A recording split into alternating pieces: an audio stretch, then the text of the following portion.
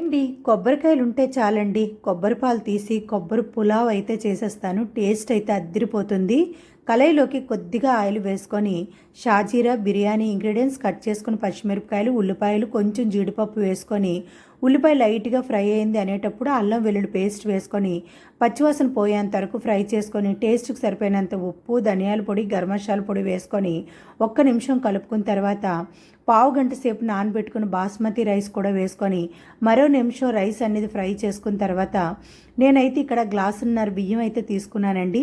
3 గ్లాసులు కొబ్బరి పాలు వేసుకొని బాగా కలుపుకొని కొంచెం కొత్తిమీర, 2 బిర్యానీ ఆకులు వేసుకొని మూత పెట్టి ఐ ఫ్లేమ్లో 5 నిమిషాలు ఉడికించుకొని మరొక్కసారి కలుపుకొని మరో పావు గంట సేపు అయితే మూత పెట్టుకొని లో ఫ్లేమ్లో ఉడికించుకుంటే కొబ్బరి పులావ్ అయితే రెడీ అయిపోతుందండి. గుత్తొంకాయ కూరతోనైనా, బంగాళదుంప కూరతోనైనా, చికెన్ కర్రీతోనైనా చాలా టేస్ట్గా ఉంటుంది. మీరు కూడా